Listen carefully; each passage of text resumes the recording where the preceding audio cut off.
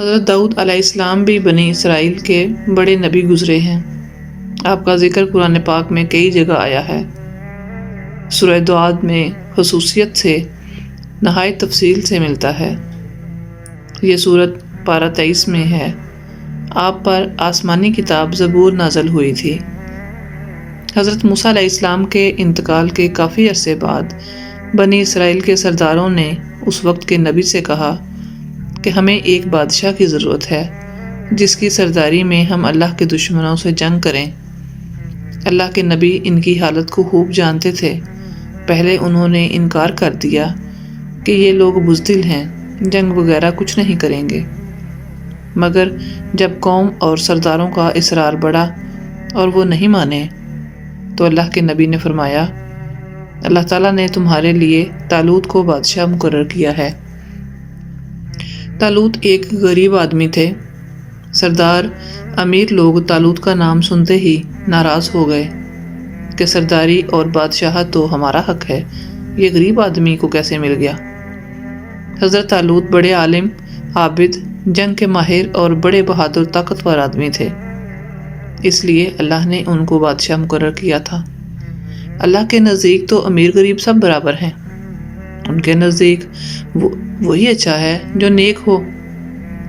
لوگوں کو تسلی کے لیے اس وقت کے نبی نے یہ فرمایا تھا کہ حضرت طالوت کو بادشاہ بنانے کی ایک نشانی یہ بھی ہے کہ 3 صندوق میں حضرت موسیٰ علیہ السلام اور حضرت ہارون علیہ السلام کی یادگار ہے، اسے فرشتے اٹھا کر تمہارے پاس لے آئیں گے۔ چنانچہ فرشتے وہ صندوق ان کی قوم کے پاس لے آئے۔ آخر انہوں نے حضرت طالوت کو اپنا بادشاہ بنا لیا۔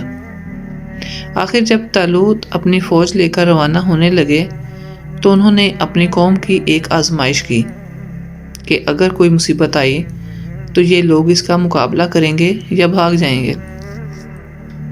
انہوں نے کہا کہ آگے چل کر پانی کی ایک نہر آئے گی، جس نے اس کا پانی پی لیا اس کا مجھ سے کوئی تعلق نہ ہوگا۔ میرا آدمی وہ ہے جو اس سے نہ پیے، زیادہ سے زیادہ 1 چلو پینے کی اجازت ہے۔ مگر جب نہر پر پہنچے تو چند لوگوں کے سوا سب نے خوب پانی پی لیا۔ جب نہر کے پار اتر گئے تو کہنے لگے، ہم اپنے دشمن جالوت سے لڑنے کی طاقت نہیں رکھتے، مگر ان میں وہ لوگ جو ایماندار تھے اور جنہوں نے صرف 1 گھونٹ پانی پیا تھا وہ پکار اٹھے کہ اکثر ایسا ہوتا ہے کہ اللہ کے حکم سے تھوڑی سی جماعت بڑی جماعت پر غالب آ جاتی ہے۔ اللہ ہمیشہ صبر کرنے والوں کا ساتھ دیتا ہے۔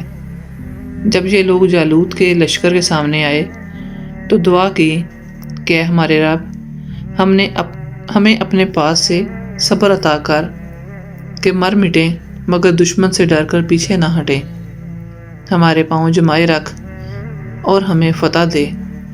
پھر اللہ کے حکم سے انہوں نے دشمن کو شکست دی۔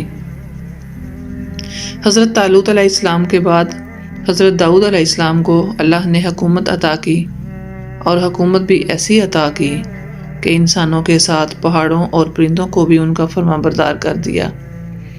ان کو دانائی اور مقدموں کے فیصلے کرنے کی لیاقت بخشی۔ پھر بھی وہ اللہ کی عبادت ہر وقت کرتے رہے۔ اللہ نے ان کو حکم دیا تھا کہ پوری زرہیں بنائیں، کڑیوں کے جوڑنے میں مناسب انداز کا خیال رکھیں اور اپنی زندگی نیک کاموں پر خرچ کریں۔ ایک دفعہ اللہ تعالیٰ نے ان کا امتحان لیا، اس طرح کہ 2 آدمی دیوار پھاند کر ان کے مکان میں گھس آئے جس میں وہ عبادت کرتے تھے۔ آپ نے انہیں دیکھا تو گھبرا گئے۔ انہوں نے کہا، آپ گھبرائیں نہیں، ہم اپنا جھگڑا لے کر آئے ہیں۔ میرے اس بھائی کے پاس 99 دمبیاں ہیں اور میرے پاس صرف 1 ہے، اب یہ 1 دمبی کو بھی لینا چاہتا ہے۔ آپ انصاف کے ساتھ فیصلہ کریں۔ آپ نے فرمایا کہ جو تم سے دمبی مانگ رہا ہے اس میں یہ زیادتی پر ہے، اور اکثر شریک ایک دوسرے پر زیادتی کرتے ہیں۔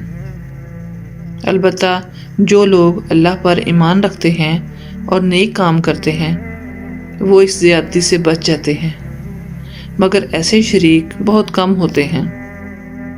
جب یہ لوگ چلے گئے تو آپ کو خیال گزرا کہ اللہ نے یہ میرا امتحان لیا ہے۔ انہوں نے توبہ کی، سجدے میں گر پڑے اور اللہ کی طرف توجہ کی۔ اللہ تعالیٰ نے فرمایا کہ اے داؤد، ہم نے تمہیں اس زمین کا خلیفہ بنایا ہے، لوگوں میں انصاف کرنا اور اپنی خواہش پر نہ چلنا، ورنہ اللہ کی طرف سے بھٹک جاؤ گے۔ حضرت داؤد علیہ السلام کے اس واقعے سے ہمیں سبق ملتے ہیں کہ مسلمانوں کے بادشاہ کے لیے امیر ہونا ضروری نہیں، بلکہ اس کو عالم، طاقتور، بہادر اور لڑائی کے طریقے معلوم ہونے چاہیے۔ جیسے حضرت طالوت کو گو غریب آدمی تھے، مگر یہ سب خوبیاں ان میں موجود تھیں۔ اللہ تعالیٰ نے ان کو بادشاہ بنایا۔ دوسری بات، دشمن سے لڑائی جیتنے کے لیے یہ ضروری نہیں کہ تعداد زیادہ ہو، مگر ضروری یہ ہے کہ ہمارا اللہ پر کامل یقین ہو کہ وہ ہماری مدد ضرور کرے گا۔ ہمیں موت سے نہیں ڈرنا چاہیے اور اپنے امیر کی اطاعت کرنی چاہیے۔ ہمارے پاس کتنی ہی دولت آ جائے، یہاں تک کہ چرند پرند، پہاڑ، لوہا سب ہمارے تابع ہو جائیں، مگر ہمیں اللہ کو نہیں بھولنا چاہیے، دل کی خواہش پر نہ چلنا چاہیے، سب کے ساتھ انصاف کرنا چاہیے۔